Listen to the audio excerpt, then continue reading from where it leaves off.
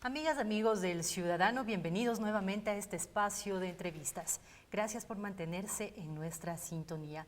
La Asamblea Nacional afina los detalles del informe final sobre la explotación petrolera en los bloques 43 y 31.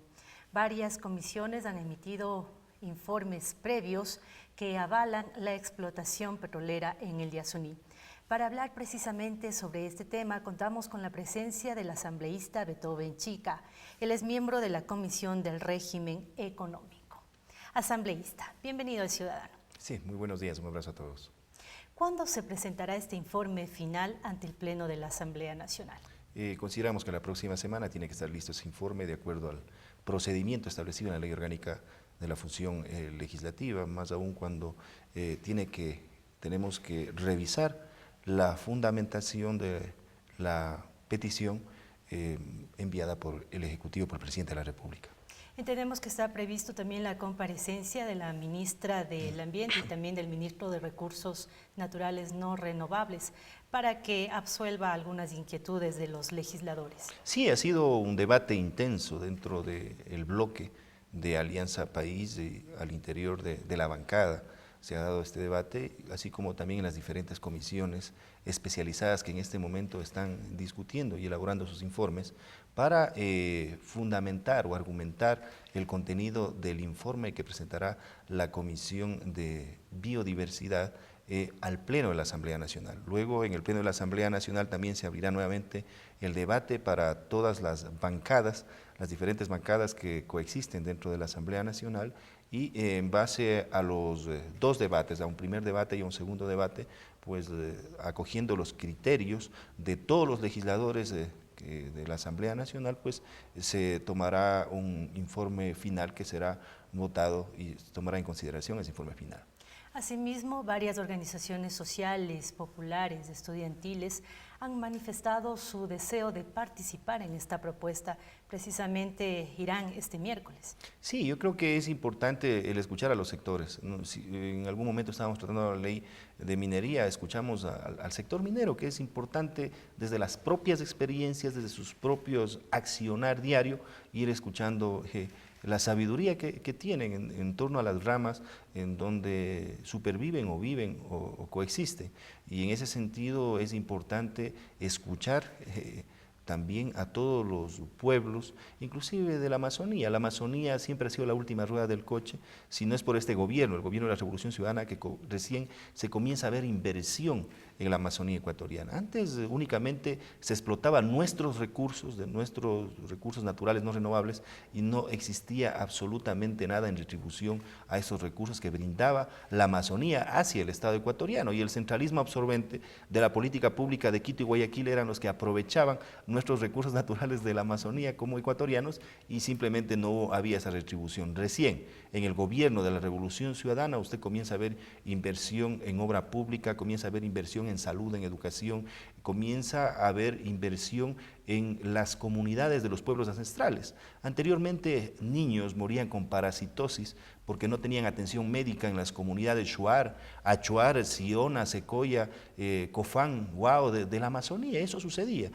Hoy por hoy tenemos la confianza y la garantía de la palabra del presidente. El presidente ha manifestado que si es que hacemos una declaración de interés nacional de unos campos petroleros que se encuentran en el Parque Nacional Yasuní, que corresponden a Ispingo, Tambococha y Tiputini, vamos a eliminar la pobreza. Y le creemos al compañero presidente de la República porque sabemos que los amazónicos tenemos confianza en él. Y en la práctica se ha visto, la Amazonía ha tomado un auge, una trascendencia que no ha tenido en los últimos años. Precisamente en este último recorrido del presidente por Zamora Chinchipe, las autoridades le pedían más escuelas, más carreteras, pero precisamente para eso es los recursos de la extracción petrolera. Hay una transformación vital en la Amazonía ecuatoriana. Nunca antes ningún otro gobierno en la historia del Ecuador ha invertido tanto como el gobierno de la Revolución Ciudadana. Jamás tuvimos la mano solidaria a los amazónicos o la mano amiga de un gobierno diferente. Este es un gobierno diferente que se ha sentido esa mano solidaria. Evitar más de 400 millones de gas letal prácticamente para el medio ambiente era el objetivo de un plan revolucionario para el mundo. La situación de evitar la contaminación en lo que significa la transformación de los barriles de petróleo por la gran industria petrolera o petroquímica a nivel mundial era el objetivo. Sin embargo, las sociedades de consumo, las que más depredan el medio ambiente, no nos han dado esa posibilidad.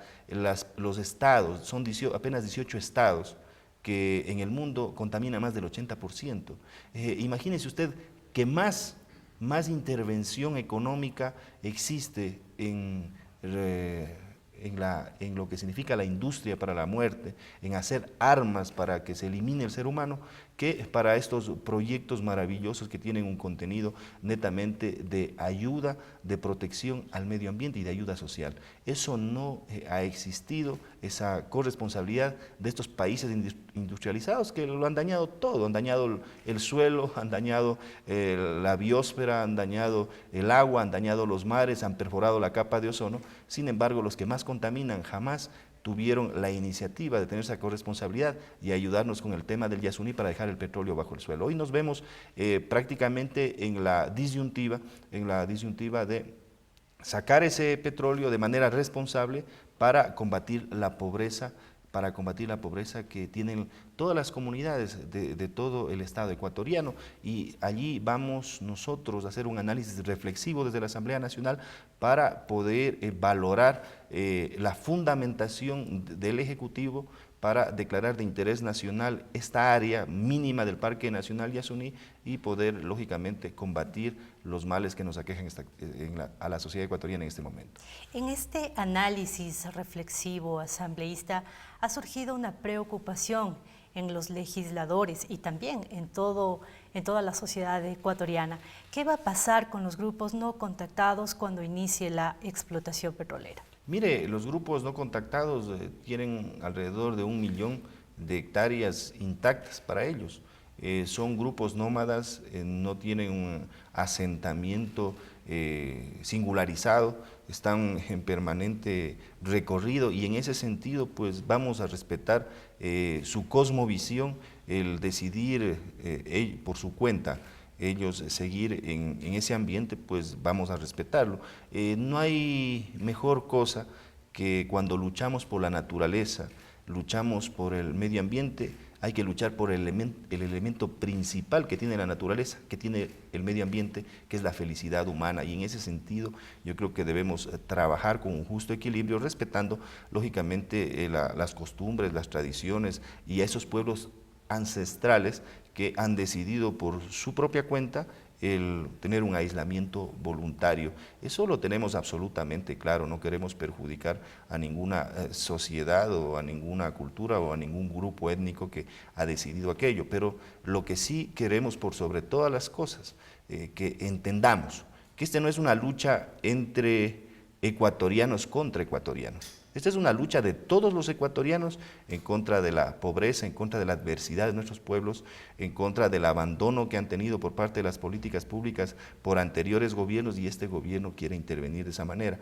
Imagínese usted que más se contamina diariamente, más contaminación diaria existe por todo lo que sale de las alcantarillas de las ciudades y no tienen un tratamiento adecuado, que por la propia explotación del Yasuní en un día. Si usted toma en cuenta toda la contaminación del medio ambiente por todas las alcantarillas que no tienen ningún tratamiento adecuado de todas las comunidades y las ciudades de este país, se contamina más que todo el proyecto del Yasuní. Entonces eso tenemos que entender, y necesitamos ese dinero precisamente para nosotros luchar por el medio ambiente y que esas aguas residuales tengan un tratamiento adecuado de todas las ciudades. Se ha dicho, por ejemplo, que en agua potable para todas las comunidades, se ha manifestado que en todo ese tratamiento de esas aguas servidas de todas las ciudades, aproximadamente con unos 4.000 a 5.000 dólares, 4.000 millones a 5.000 millones de dólares, solucionamos toda esa situación, que es lo que realmente contamina. Y aparte de ello, solo la Amazonía tendría algo así como 2.000 millones de dólares para seguir interviniendo en lo que significa desarrollo para la Amazonía. Hay que considerar que la Amazonía tiene un suelo con vocación única y exclusivamente forestal, y hay que considerar que en la Amazonía no puede sobrepoblarse, porque es una zona frágil del planeta, es una zona frágil para el Ecuador, y en eso lo tenemos absolutamente claro. En este sentido, asambleísta, muchos grupos de oposición no han entendido estos argumentos y de este tema han hecho una tarima para lanzarse quizá a las próximas elecciones y prácticamente este tema lo han politizado. Vemos que algunos personajes, inclusive de la noche a la mañana, hoy son ecologistas. Sí, o sea, eso da bastante coraje a nosotros los amazónicos. Coraje, ¿por qué? Porque jamás han vivido en la Amazonía, jamás han convivido en la Amazonía, a lo mejor ni siquiera la conocen, pero ahora son ecologistas. ¿Cuándo protestaron por la muerte de Consuelo Benavides o de los hermanos Restrepo en ese gobierno criminal de Febres Cordero, de persecución? Absolutamente no lo hicieron jamás, pero ahora defienden la vida, son ecologistas, defienden el Yasuní. ¿Cuándo protestaron ellos por toda esa imposición de políticas públicas internacionales para el pago única y exclusivamente de la deuda externa? Más bien ellos se arrodillaban como gobiernos de la partidocracia y permitían aquello, y eran los testaferros, esas multinacionales que venían a depredar el medio ambiente, como el caso Texaco. Eran los mismos que no decían absolutamente nada cuando se llevaban nuestros recursos naturales, saqueaban nuestros recursos naturales, pero ahora dicen defender la vida, son ecologistas. Entonces, ese es un doble criterio que realmente estamos muy molestos nosotros, los amazónicos, muy molestos nosotros, los ecuatorianos, que ahora sí vemos que existen políticas públicas soberanas, ahora sí vemos que nuestros recursos naturales son realmente valorados en el mercado nacional e internacional. Los recursos naturales no renovables antes se llevaban absolutamente todo. Imagínense que más del 80% de nuestro petróleo era para las multinacionales, ellos no dijeron absolutamente nada. Con la reforma de la ley de hidrocarburos, recién hace unos 3 años y medio, recién el petróleo es de los ecuatorianos, el 80% ahora sí es de los ecuatorianos, ya no de las multinacionales. Aparte de ello, los recursos naturales metálicos se llevaban el 100%.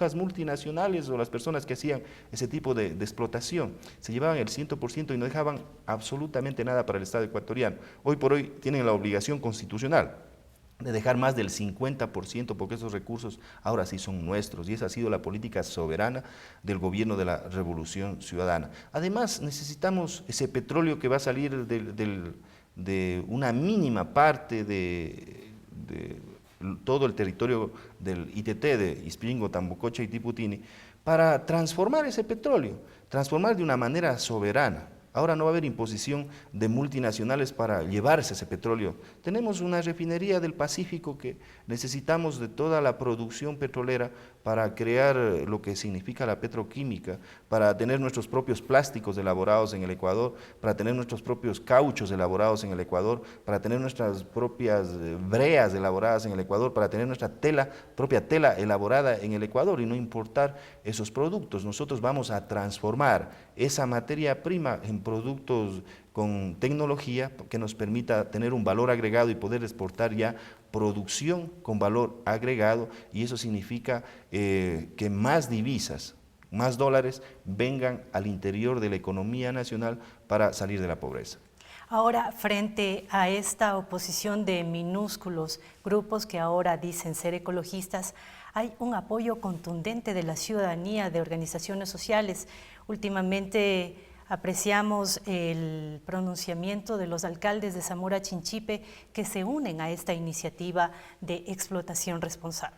No solo de Zamora Chinchipe, sino hay muchísimos alcaldes y muchos prefectos de la Amazonía, de los gobiernos autónomos descentralizados, presidentes de juntas parroquiales, que están conscientes de que la mejor manera de combatir la pobreza en la Amazonía es con recursos. Y si lo tenemos los recursos en nuestro territorio, pues qué mejor que saquemos esos recursos y los hagamos responsablemente, y con esa responsabilidad podamos intervenir en los grandes males que ha tenido la Amazonía y poder salir adelante, creyendo lógicamente y confiando en 100% en la palabra del compañero presidente de la República, que ha dicho que la Amazonía hay que dejarlo con un índice en cero en contra de la pobreza. Eso lo tenemos claro y eso es lo que también a nosotros nos anima a que esos recursos sean explotados responsablemente. Primero el ser humano ante todo. Por cierto. Agradecemos la presencia del asambleísta Beethoven Chica, quien es legislador por Movimiento País y parte de la Comisión del Régimen Económico. Gracias por su compañía.